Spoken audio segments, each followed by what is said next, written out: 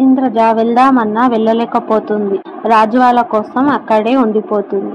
రాజు ఉంగరం యొక్క శక్తితో కేపీ మనుషులని కొట్టాలని చూస్తాడు. అప్పుడు మహాదష్ట ఒక పాపను వశీకరణ చేసి ఉంగరాన్ని తెమ్మని అడిగాడు. ఉంగరం తెస్తున్నప్పుడు కోతి వచ్చి ఉంగరాన్ని తీసుకెళ్లి హనుమంతుని కాలు దగ్గర పెట్టేసింది. మహాదష్ట కొంతమందిని తీసుకొచ్చి ఇంద్రజ మంత్రగత్తె అని చెప్పేసి అన్ని చేతబడి చేస్తుందని చూయిస్తాడు. మహాదష్ట ఇంద్రజను బలివనికి తీసుకెళ్తాడు, తనని వశంలో తీసుకొని. ఒకవైపు ఏమో ఉంగరం లేదు. రాజు ఎంత ట్రై చేసినా ఉంగరం అనేది దొరకదు. పిల్లలు వెళ్ళి ఆంజనేయ స్వామి దగ్గర మొక్కగా వాళ్ళకు ఉంగరం దొరుకుతుంది. ఇంద్రజ దగ్గరికి వచ్చారు పిల్లలు. ఎంత పిలిచినా ఇంద్రజ చూడటం లేదు. ఎందుకంటే ఇప్పుడు తను వశంలో ఉంది మహాదష్ట చేతిలో.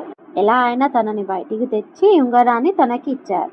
ఇంద్రజ ఉంగరం తీసుకో అంటే మంచి శక్తి సరిపోతుంది ఈయనని నాశనం చేయనీకి, నాకు ఎలాంటి శక్తులు అనేటివి అవసరం లేదు అని ఇంద్రజకి ఇచ్చేసి మహాదష్టతో ఫైట్ చేసి విన్ అవుతాడు. ఈరోజు కార్తీక పౌర్ణమి. ఇంద్రజ వెళ్లాల్సిన సమయం అనేది వచ్చింది ఇంద్రలోకానికి. కానీ ఇంద్రజ వెళ్ళదు.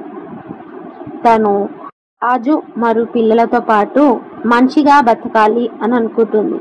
దేవకన్యగా కన్నా ఇక్కడే తను ప్రేమించిన రాజుతో ఉండడమే ఇష్టంగా భావించింది. మరిన్ని సినిమా కథల కోసం సబ్స్క్రైబ్ చేయండి, లైక్ చేయండి, షేర్ చేయండి.